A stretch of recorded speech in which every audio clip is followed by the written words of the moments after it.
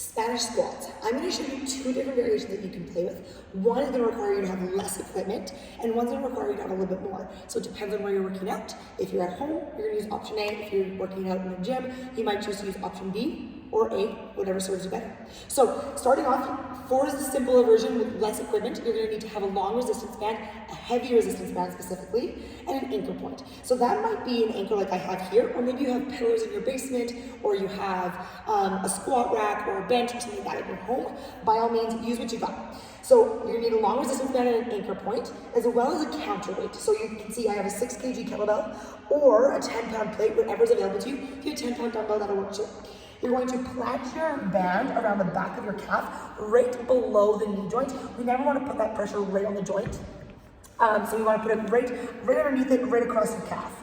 And so the mission of the Spanish squat is to get all the pressure out of your knees, remove the glutes from the equation, and focus on the quads. So you're going to sit back, trust in the band, it's going to support you, sit back into your heels. You're going to inhale, come down as low as you can, comfortably, about 90 degrees is what I'd recommend.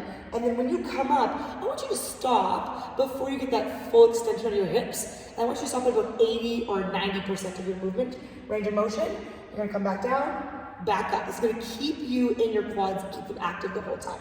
Now, to counterbalance, you're gonna pick your kettlebell up, proper pickup, and then as you come down, you're gonna let that weight come out. It's gonna help you sit taller in your chest, and then come back up, weight comes back into your chest. So you'll notice that I'm not leaning forward anymore because I have the counterbalance to be able to sit back, keep the abs engaged, and I'm gonna move in and back out. Again, never fully locking out because that takes the pressure out of the quads. We're trying to strengthen and lengthen the quads, not shorten them back up and get into the glutes.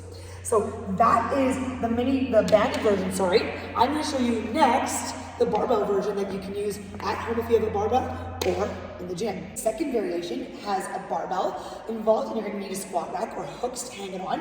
So I always make sure that I'm set up right where I wanna be, right at the base of that top of the calf, base of where the ditch of your knee is, so that I can find my right position. Now make sure you are always pushing against the stability and not into the open hooks, because that's a good way to fall right on your butt.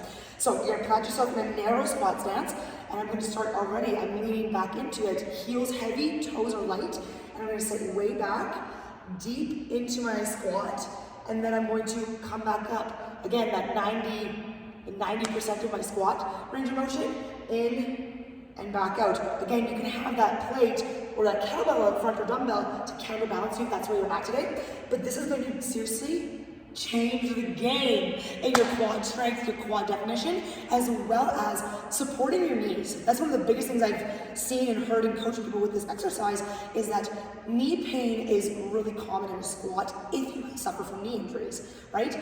But this is something that takes away the knee pain if you're somebody that suffers. So it's gonna take away that drop in the front of the knees, and it's gonna make you sit back and really focus on the top piece of your knee into the bottom part of your quadricep.